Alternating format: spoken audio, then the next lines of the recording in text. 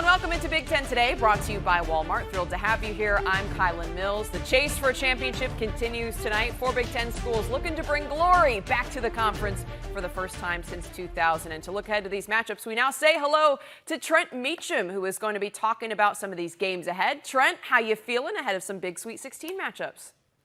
Wow, so much going on in the world of college basketball, transfer portal, coaching changes, but we got the Sweet 16 here. Some big matchups, 4 Big Ten teams, with some really tough opponents. But I like what I've seen in our teams here in the Big Ten Conference. Each of them present something different. We got a lot of talent out there. I think these games are going to be a ton of fun, Kylan. Trent, is it spring break for you? You holding down the fort with the kids? We had spring break last week, so it's back to business. A little break last week, but we're back to it, and we got the games coming on, so we'll be tuned in my house for sure. That's good. You will be dialed in and focused because those 4 schools playing in the Sweet 16 from the Big Ten Conference is today's big story. Survive and advance, the name of the game here. 2nd-seeded Michigan State, 5th-seeded Michigan, both playing in the South region. That's one to circle. If those 2 teams win, they would play each other in the Elite 8. 4th-seeded Purdue faces Houston in the Midwest region. 4th-seeded Maryland up against top-seeded Florida in the West. Games tip off tonight. The Big Ten looking for that first natty since 2000. Let's start with the first Big Ten team in action, and that's Maryland taking on top-seeded Florida tonight. No glaring separations maybe when you look at the stats, but you can see Florida's offense a little bit better. Maryland's defense has the edge, holding opponents to under 67 points per game. Also, worth noting, Florida's conference record, really impressive based on how strong the SEC was this season. All right, Trent, Florida taking on Maryland. These are both teams that survived their second-round matchups, to say the least, going up against UConn and Colorado State. Derek Queen hitting that buzzer beater. It wasn't a travel. I'm just going to say that. But what are you watching for in this game to come tonight? Well, Kyla, I'm with you. That was not a travel. Great Here we go. Play. Trent says it's true. And that was a fantastic play. Definitely not a travel.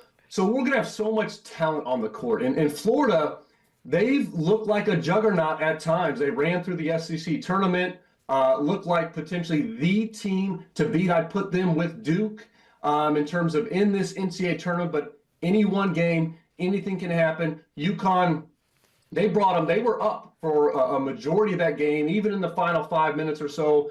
Florida had to come back. When I look at the Gators, they're deep.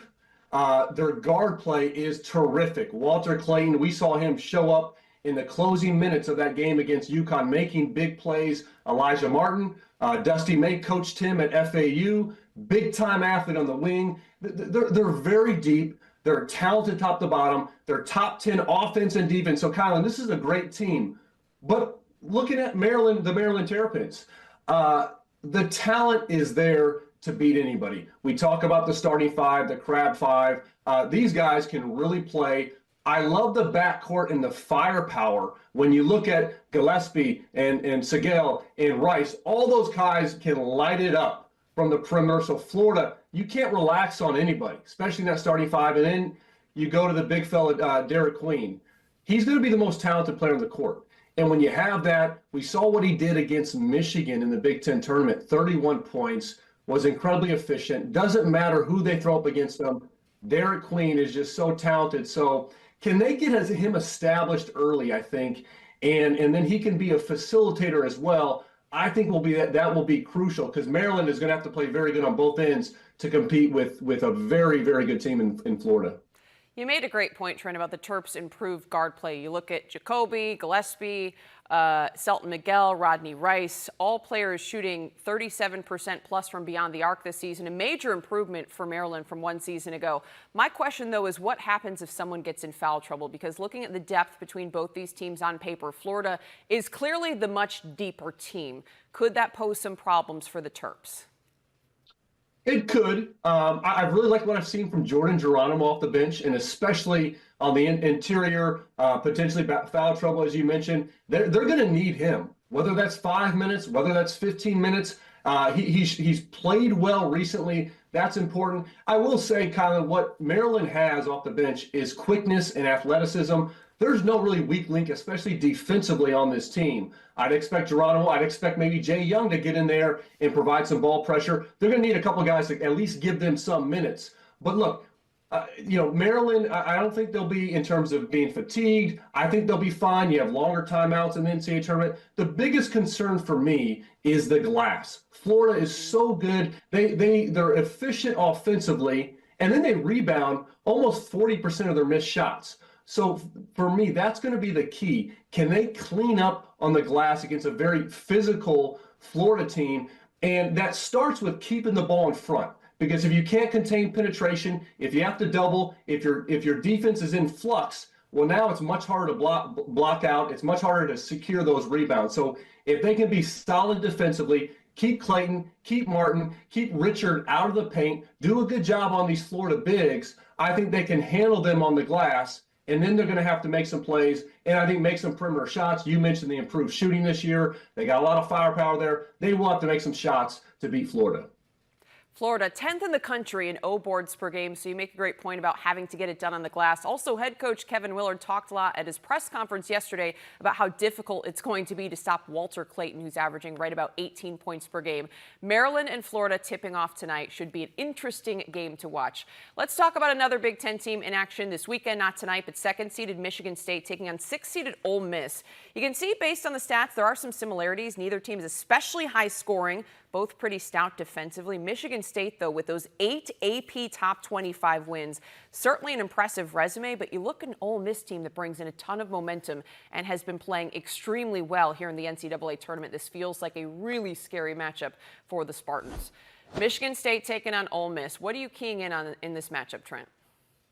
Well, I saw Ole Miss early in the season. They played Illinois in an exhibition game and really dominated that game. And what they'll do is they're athletic and quick across all positions. They'll switch all 5 defenders oftentimes. So they want to bring a lot of pressure, a lot of aggressive pressure defensively. They're active with their hands. Their bigs can move their feet. Their guards are going to battle. And how does Michigan combat that? I think Ole Miss will do a good job getting back in transition. Now, Michigan State's going to have to punish those mismatches. They're going to have to break the play at times. And when I say that, Colin, I mean, if a team's just switching, if you just run your play, you might not have an advantage. You got to find where you can slip those screens. You got to find opportunities where maybe you're not screening the other person's defender. You're screening your own defender so that those curl actions, those ball screen situations where that offensive player has an advantage. So Michigan State's going to have to be creative on the offensive end, finding those mismatches, playing assertive without turning the ball over. Ole Miss can turn you over with that active hand, so they have to take care of the ball. And I think, Colin, the big advantage that the Spartans have is on the glass. Ole Miss is not a particularly big team. They're not a great rebounding team, and Michigan State can make their hay on the glass, so they're going to need to punish them. And on both ends of the floor, if they can dominate the glass, I do like Michigan State's chances to advance. You point out Ole Miss a little bit unique with that no-middle defense approach, which could create some mismatch situations for Michigan State. They do have the edge in rebounding, but what do the Spartans need to do defensively to maybe take advantage and create some transition opportunities on the other end? Yes, Ole Miss is a deep team. They have a lot of balance offensively. The catalyst for them is Sean Padula, averaging 15 points. He can distribute as well. He's had 20 in both these NCAA tournament games, can shoot it from deep. He's a playmaker for them. So they got to do a great job on him. They did that against Dent with New Mexico in their previous matchup, one of the better point guards in the country. And I like how Michigan State matches up because they have so many different players, whether that's Fears or Holloman or Akins, against Padula, against these other players. So if they can keep them out of the paint, take away the 3, and then I love their chances securing the rebound, getting out in transition, and their secondary break. And what Michigan State does so well is they play with great pace, but they don't rush the shot. So they've done that all year. They played aggressive, but they're going to take their time to find a good look, and they play inside out. They're looking to attack the paint, whether that's through post-ups, whether through that dribble penetration, that curl action that they love. So I expect them to continue to do that, to wear them down. And then what we've seen in the NCAA tournament so far, look, Jace Richardson did not play very well in round 2, but you have different guys stepping up. Colin Carr's been really good in this NCAA tournament. His athleticism it makes such an impact. Frankie Fiddler has had his moments off the bench as well. Jane Akins led them the way in scoring with only 14 points in the last game. So again, this team has been so balanced, so deep all season long. It's so hard to do that as a coach, as players. Everybody's bought in, but they've had such a mature approach. I expect that to continue. This will not be an easy game. Chris Beard's teams are always tough. Ole Miss is a tough team. So this is going to be a battle for sure, but I do like Michigan State in this matchup. Richardson with only 6 points. You brought him up against New Mexico. I don't think that was necessarily the Spartans' strongest showing that we've seen during this recent stretch, but still they're now going up against a really good Ole Miss team. You just brought up Chris Beard going up against Tom Izzo. What do you make of this head coaching matchup? Well, two guys that are a bit old school throwbacks. I believe Chris Beard was a coach at Texas Tech when they beat them in the Final Four. Not too long, it was at 2019. So they've had their battles. I think similar approaches, and their teams are going to fight you. They're going to compete. They're going to be tough. You know that. And that's how Ole Miss plays. That's how Michigan State plays. Now, I think Michigan State has the depth and has the experience that's going to get them over the top in this one, though. Michigan State and Ole Miss tipping off on Friday. We're going to talk more Sparty, though, as we step aside for a quick break. It's a great day to be a Nittany Lion. Penn State stormed to a 4th straight national title in Philadelphia last weekend. 2 Nittany Lions also won individual titles, and you see the other award winners from the Big Ten on your screen as well. Sophomore Mitchell Mesenbrink was crowned at 165, and grad student Carter Starachi won the hardware at 184. That's his 5th straight national title. Both of those wrestlers are also Hodge Trophy finalists. Penn State continues to set the bar in college wrestling, that's for sure. This marks the program's 12th natty in the last 15 seasons. That's right, folks, all coming under head coach Cale Sanderson. Also, shout out to Shane Sparks for great coverage of this program in Big Ten wrestling all season long, the best in the country. Now we say hello to Mitchell Mesenbrink, the national champion, for today's big interview. Mitchell, congratulations, first of all, a national champ both individually and as a team. Has it sunk in yet? What have the last couple of days been like? Yeah, thank you. Unfortunately, it hasn't really sunk in, or I haven't really even been able to think about it, because we get back and then it's just right on to focusing on school and getting all the, we miss a whole week. So we got to, get a bunch of assignments that we didn't get in. And then there's this week assignments. So we're kind of focusing on that. Oh, man, school getting in the way? All right, well, hopefully you can celebrate after the semester comes to an end. Well, you had a historic season individually, 27-0. You beat Iowa's Michael Caliendo 8-2 for the national title, and you had some great battles with him before. What was your game plan as he stepped on the mat for that match? Yeah, I mean, we've wrestled, I think, almost like 6 times or something like that. So that obviously he's probably going to change his game plan going into each one. And I think the biggest thing and the biggest thing that our coaches preach here and tell us is, this is kind of just what we do, wrestle it and conquer whatever the challenge is in front of me. In reading a ton of articles about you, your mindset is so impressive, and I guess that's probably why you just won a national championship. But when we're talking about historic performances, your teammate Carter Starachi makes history with his 5th straight national title. What have you learned from just watching the way he approaches things?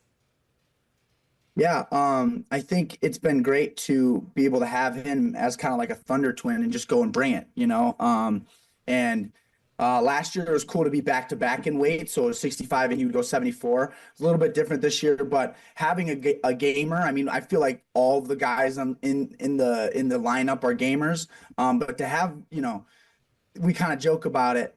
Him, Levi, me, there's something a little crazy about us, and it's we go out there and it's not just I want to win by a few points. I want to dominate, I want to smash everybody, and having Carter there thinking that exact same way, I don't think it's very it's not a coincidence that we're both put up for a Hodge Trophy this week. I like the sense of awareness. You address the fact that maybe you're all a little crazy, but you did just touch on the dominance in this lineup from top to bottom. And Penn State as a whole, there are few teams in any sport that are as good as Penn State in wrestling. What is so special about this program? Yeah, I mean, there's obviously there's so many things that you could pinpoint. But I think the easiest thing to say is the great men and women that Coach Cale, Coach Casey, and Coach Cody have continued to surround the program with, and not only around other people, but also themselves, right? Just them being them, as great, fearless leaders as they are. It's awesome to have them in there every single day. Like, I enjoy going up to the wrestling offices and just talking to them for hours. They're great men. And then also the great men and women too that, are at the front desk or are managers or anybody, right? They're always very particular and very conscientious of who they're putting in to these positions to be able to help all of us be the best men and best wrestlers that we can be. You make a great point. It truly takes a village to put together the type of domination that Penn State has on the mat. You also just brought up your head coach, Cael Sanderson, dominant, 12 national titles in the last 15 seasons. Now, you didn't go to Penn State at first to start out your collegiate career. How did you develop that relationship with Coach Sanderson, and how did it get to the point where it's at now? Yeah, I think it speaks to more the type of people that we are. And just the ability that we have to make relationships with people. I feel like we're both people. So if that makes sense, It does. It makes sense. You're people.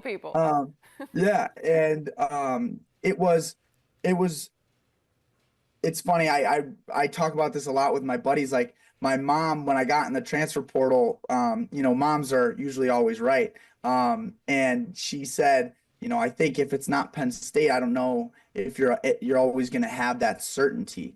You might regret. And so I think when I got here, I've always wanted to come here ever since I can remember wrestling, right? So I always wanted to come here, and watching these coaching staff and these coaches do what they do day in and day out when they're on the biggest stages, that was like no brainer, right? Statistically, it was a no brainer to come here. And then like I was saying, being a people person, talking to Coach Cael, it's so simple to be not only an athlete for him, but be his buddy, be his friend. I think it's awesome hearing him say that that's the first thing that comes in our relationship is being friends. And then, being a coach and being, a mentor and a leader.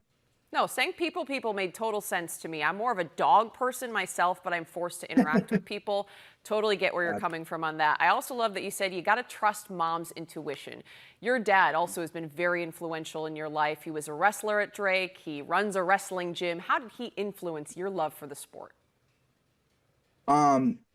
It's exactly that. He influenced my love for the sport. That's what he's done for my career, is helped me love it. There was no, I remember sitting down when there was a little time I was going through a rough patch for my wrestling, and I didn't know if I wanted to do it anymore. And my mom and dad were able to ignite that fire again.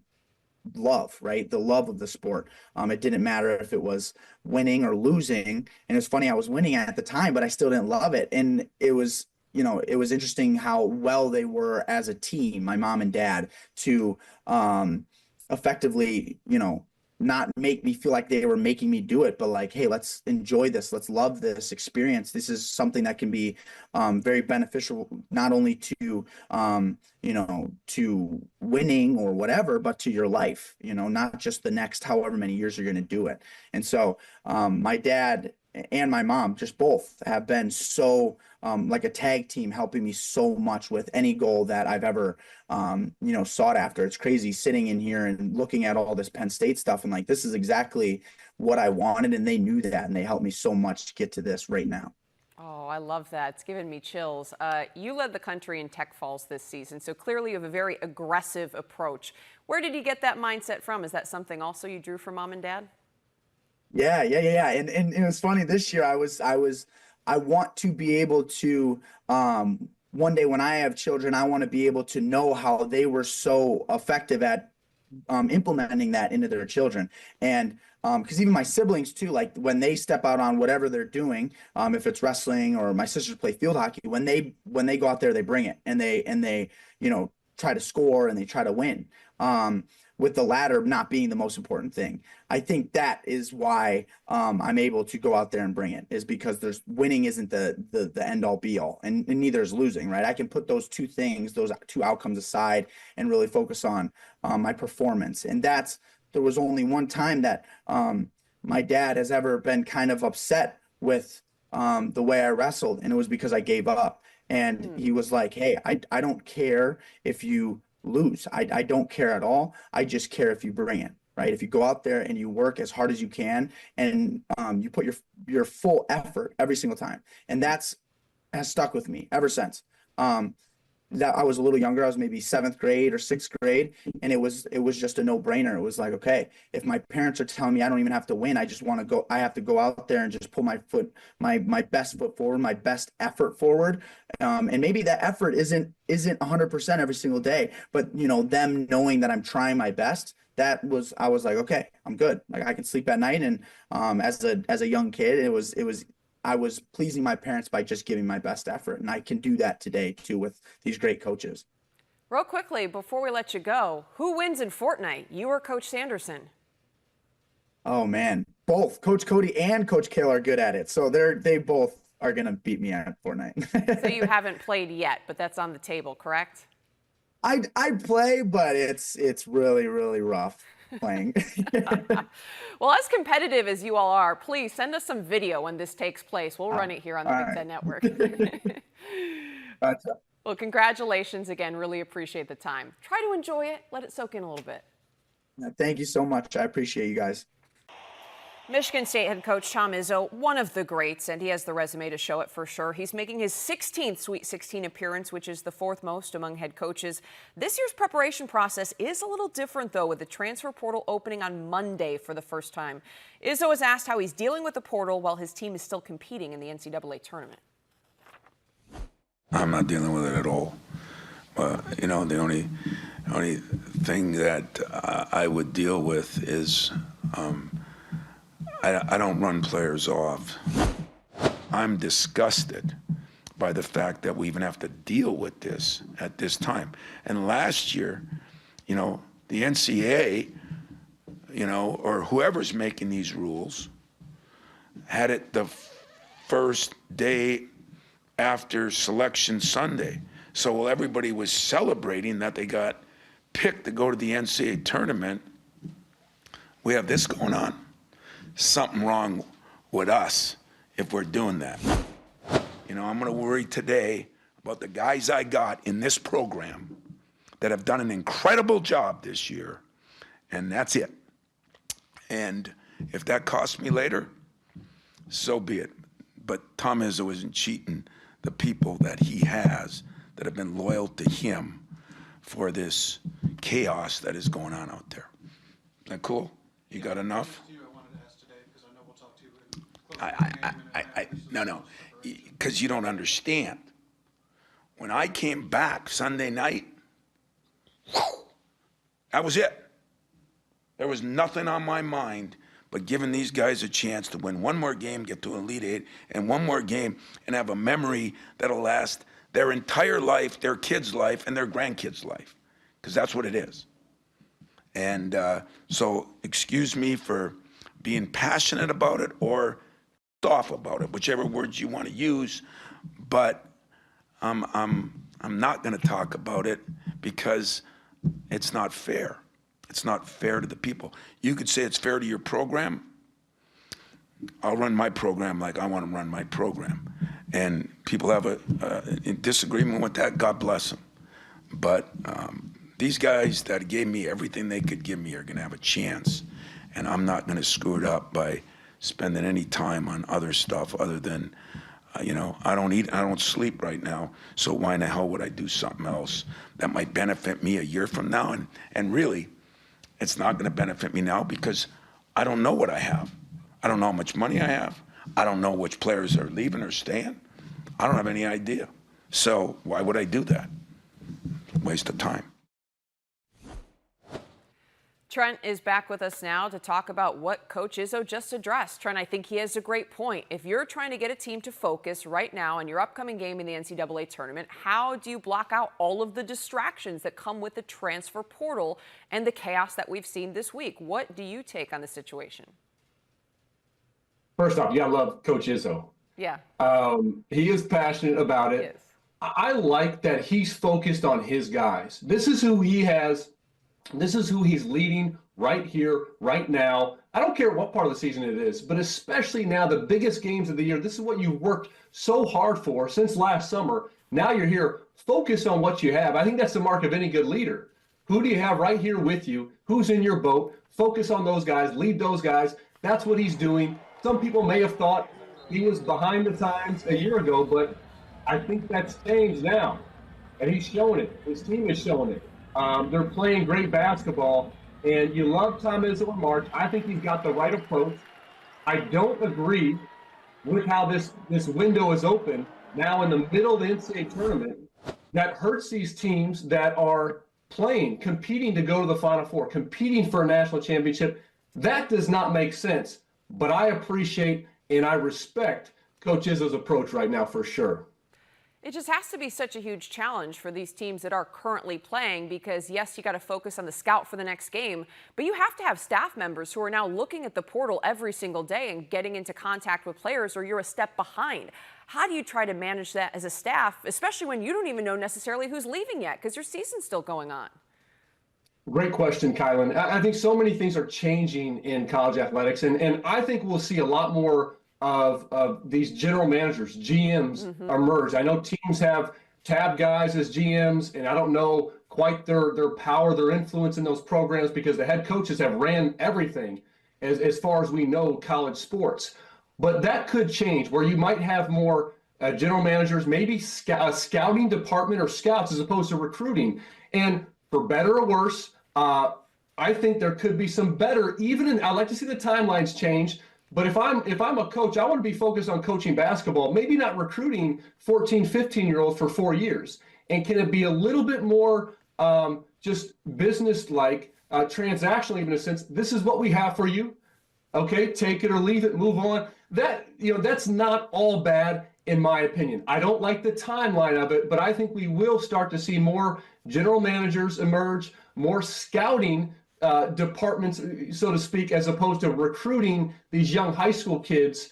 And now it's speed dating. So who can evaluate the best now? Who can not just on the court, but how guys fit together is going to be crucial. So much is changing. Hopefully with some of these expected changes this summer, just in terms of rev share and some of these things coming, we'll have a little bit more structure, guardrails, and a bit more balance, even maybe with the transfer portal, with NIL, so much happening. But the programs that are forward thinking in a sense, I think will benefit. Now, the ultimate trump card though, Kylan, is winning basketball games, being on the highest stage. Michigan State is right there. I think that's what players want to see. That's going to elevate their status both on and off the court.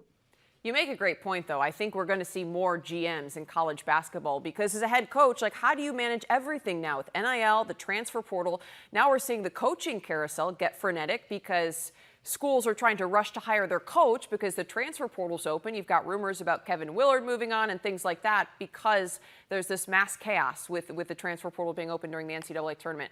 All right, well, some teams that aren't playing in March right now do have some new faces that are going to be on the sidelines as a number of coaching hires have been announced across the Big Ten in about the last week. You've got Ben McCollum, who's going to Iowa, most recently had some success at Drake.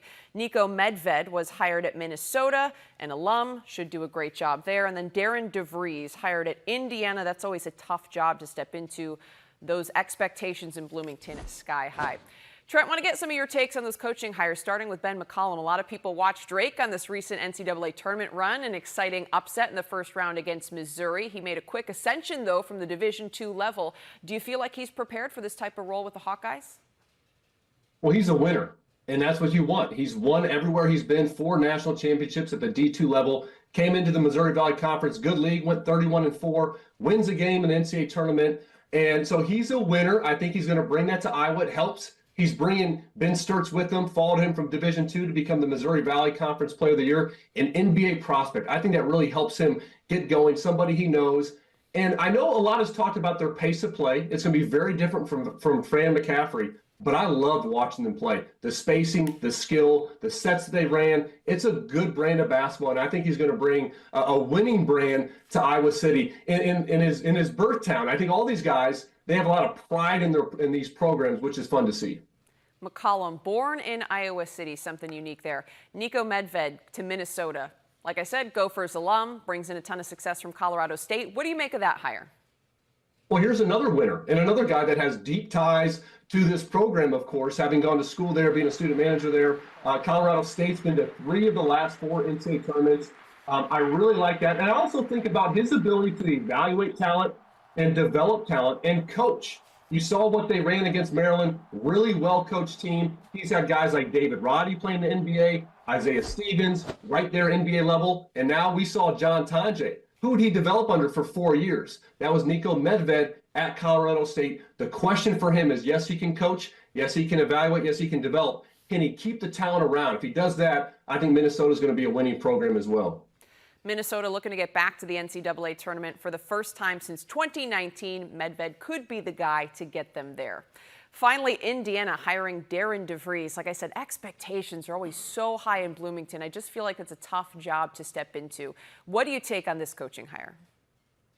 Well, he spent 20 years, I believe, at Creighton under Dana Altman and Greg McDermott. I think those mentors of his are really going to help him stepping into this role. Obviously did a great job at West Virginia just in one year. And it helps Kylan, similar to Ben Sturtz going to Iowa. He's got his son, who's a really good player, 2-time MVC Player of the Year, joining him, a guy that he can lean on, they know each other well, that he can help build around. And from everything I've heard, this guy is one of the best basketball coaches. One of my former teammates and friends, Chester Frazier, coached with him at West Virginia, has a dog in mentality, gets after it. And I love that he talked about building a team, not just a collection of individuals, and that past Indiana players, fans, alums will have pride in watching them play. That, he said, that would be the mark of success. If they're doing that, I think they're going to be doing some really good things. DeVries had a .732 win percentage at Drake. And by the way, all 3 of those coaches we just mentioned have all coached at Drake at some point. So apparently pay attention to who Drake hires next. They may end up in the Big Ten. Who knows? We've got more Sweet 16 matches. In celebration of Women's History Month, the Big Ten Network honors legendary figures in the conference's rich history. Kristen Chalman Marshall ignited a dynasty in Evanston with her lacrosse stick. She guided Northwestern to 3 straight national titles, accumulating a plethora of awards along the way. The 3-time Lacrosse Honda Sport Award honoree and IWLCA National Midfielder of the Year became the first collegiate lacrosse player, male or female, to win the prestigious Tewaaraton Trophy in back-to-back seasons. During her time as a Wildcat, she set then-program records for goals with 250 and points with 349, leading the Wildcats to a 77-5 record during her years in Evanston. Chalman Marshall was inducted into the National Lacrosse Hall of Fame as a member of its class of 2024. To the South region we go. Top-seeded Auburn taking on 5th-seeded Michigan coming up this weekend. Looking at some of the stats comparisons. One thing to note, the Tigers are top 15 nationally in adjusted offensive and defensive efficiency. So this is going to be a tough matchup for the Wolverines against a very complete Tigers squad coming off a historic season, winning a gauntlet of the SEC. Trent back here to look at this matchup. I just mentioned it. The Tigers coming off an incredible regular season led by a really special big in Janai Broome, averaging more than 18 points per game. What sticks out to you about this Auburn team that Michigan's going to face? Well, yeah, they're good on both ends of the floor. They got a lot of firepower. They're led by maybe the National Player of the Year in Janai Broome, who you mentioned, who he can be a rim protector as well in defense. He's really tough on the glass, very versatile forward. So they're led by him. And they have other very good players around him. You look at a guy like Tahad Pettiford, come off the bench, 23 versus Creighton as a freshman point guard. Extremely talented young guy. Miles Kelly had 7 threes in their first round game, in that opening game of the NCAA tournament. So just a very good team on both ends of the floor. They sputtered a little bit coming into the NCAA tournament, seemed to have regained their form.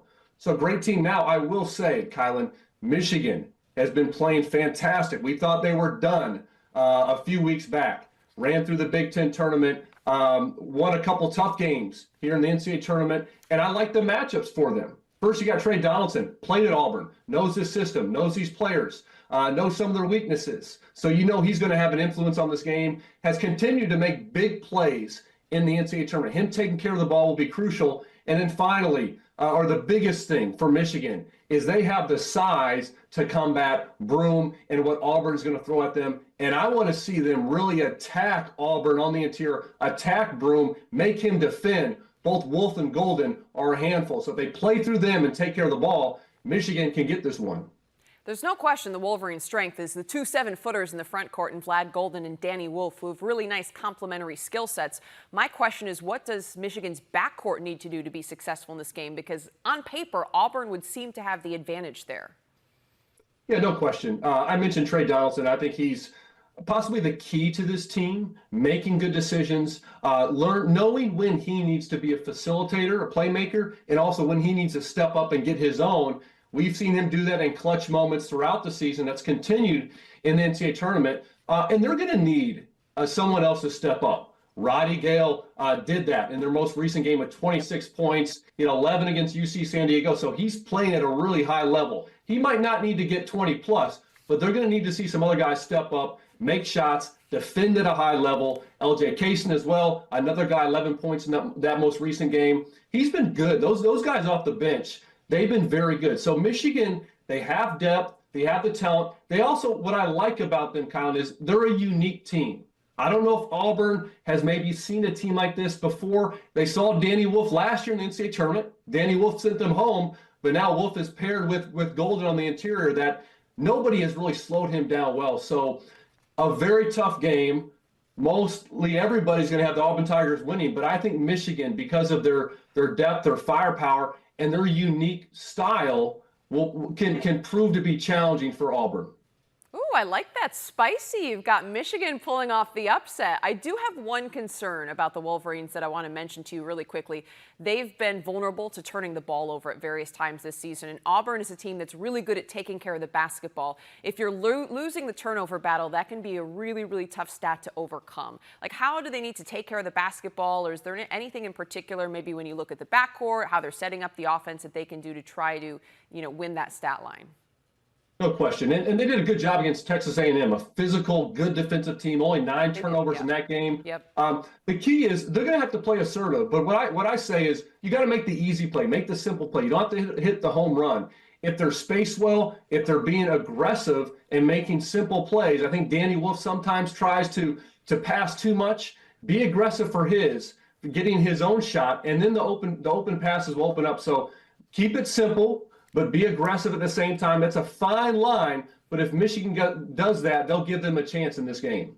Wolf's facilitating, definitely a positive, but also not too much. There are the right moments where he needs to keep the basketball and go up and put it in. All right, Auburn and Michigan tipping off on Friday will be a fun one to watch. In some other news around the Big Ten, for the first time in school history, the Terps men's and women's hoops teams have made it to the Sweet 16, both 4 seeds coincidentally as well. The Maryland men face Florida on Thursday, while the women face South Carolina on Friday, and the Gamecocks coming in with a chip on their shoulder after not receiving the #1 overall seed. Also, another postseason action tonight. The Rutgers women face Charleston in the WNIT Super 16 at Jersey Mike's Arena. The Scarlet Knights defeated Army in the second round, led by 17 points from forward JoJo Lacey. Best of luck to Rutgers in the next round of that competition. The NCAA men's ice hockey tournament underway today. Ohio State faces Boston University in the Toledo regional semifinal. Second-seeded Michigan State faces Cornell, also in Toledo. And Minnesota's up against Massachusetts in the Fargo regional semifinal. Also, Penn State is in action on Friday. Tonight, it's a pair of top 25 showdowns in women's lacrosse. First, 10th-ranked Ohio State takes on 21st-ranked Michigan. Nice little rivalry battle. 6 p.m. Eastern, 3 p.m. Pacific is when that gets underway. Then 3rd-ranked Northwestern faces 2nd-ranked North Carolina, 2 title contenders coming up tonight on the Big Ten Network and the Fox Sports app. Looking ahead to more Sweet 16 matchups on Friday, it's 4th-seeded Purdue taking on 1st-seeded Houston. The thing about the Cougs is their defense is so tough. As you take a look at the opponent points per game, the best defense in the country. Scoring-wise, these two teams very similar, but this Purdue team is going to be challenged trying to get by the Cougs and what they're going to throw at them defensively. As we say hello to Trent once again to talk more about this matchup coming up on Friday. Here's the thing, Trent. Purdue has been there before, made that national title game run a season ago, so maybe an edge there. Still, this Houston defense, so good, the best scoring defense in the country. They put you under so much pressure. How do you see this one playing out? Yes, in thinking of Houston's defense, kind of, they're going to be so aggressive. They're going to throw a lot of guys at both Braden Smith, at Trey Kaufman-Renn, aggressive on ball screens. Purdue's a heavy ball screen usage team with Smith at the point. And so Purdue is going to have to attack that. They got a taste of that against McNeese. Houston will also double the post. So those two guys are going to have a lot of pressure. And here's going to be the key for them. Okay, what I think of as a player, you got to think to get yours. You got to think shot first, because if Braden Smith is coming off the screen thinking shot, he can always make the pass. But if he's coming off thinking pass, then it's hard to actually rise up and shoot it with confidence and shoot it at a high rate. Same thing with Trey Kaufman-Renn. When he has his opportunities, you got to think score first. Now, if he has a double team, okay, then make the easy play.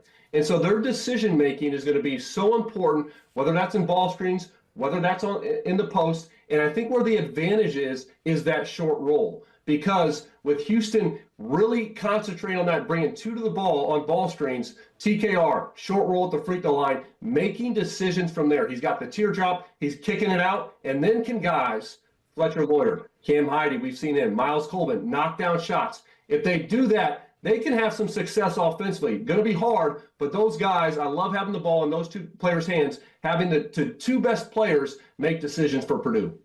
When it comes to Purdue trying to get past this really good Houston defense, whether it be trying to attack on the ball screen or other situations, this team goes as Braden Smith goes. There's no question he has to play really well for the Boilers to have a chance. How would you define what he needs to do in this game to give his team a chance to be successful? Well, yeah, when you're the Big Ten Player of the Year, you have so much on your shoulders, probably more than any player. And so he's going to have to handle ball pressure, 94 feet. He's going to have to defend at a high level because Houston has some good guards, especially L.J. Cryer. He's going to be matched up with him at times. So he's going to have to bring on that into the floor, probably for 40 minutes. And then offensively, he's going to have the ball in his hands. He's going to have to make shots. He's going to have to score, and he's going to have to assist. Look, you're playing a #1 seed. It is not going to be easy. So he's going to have to do it at a high level, both into the floor and both scoring for himself and then making reads, making decisions, trusting his teammates when they have the opportunity. One thing worth noting is about the venue. This is being played at Lucas Oil Stadium in Indianapolis, just about an hour from the Purdue campus. Houston, a team, though, that I feel like is going to be really hungry. They've been a high seed, but been injury prone the last couple of years. How do you believe the crowd or that environment could be a factor in this game? These environments, the crowd can make such a difference because this is a different field than really you play against all year. Massive stadium, and that can really turn the tide. And there's going to be some other teams there. Typically, they're rooting for the underdog. Plus, with this being on Purdue's home turf, for the most part, you're going to have that behind you. And so I think getting off to a good start and keeping this game close does what definitely play into their favor. Use that crowd to their advantage. I think, Kylan, this is going to be such a great environment. Two hard-nosed teams. The intangibles for Purdue, when you think of their experience from last year, when you think of Braden Smith as a point, when you think of TKR stepping into his role, and that home crowd around you, not to mention Matt Pater, they've been there, done that now. They couldn't have said that in years past. Now they have. I like that for Purdue. I think this is going to be such a fun environment, and we'll see if Purdue can pull off the big upset. The Boilers 8-3 in Indy in the last 4 seasons. 30 seconds before we got to go. I'm going to put you on the spot. Which Big Ten team has the best chance to make the Elite Eight? Well, I think there's no chance. Michigan State, they're the best team in our league. They're the only team not playing a #1 seed. So I have Michigan State getting to the Final Four. Got to get that first one against Ole Miss though first. I have Michigan State in the Final Four as well. I like the mojo we've got going virtually. Trent, great to see you as always, and great to have everyone join us for this edition of Big Ten Today. That does it. We'll see you next time.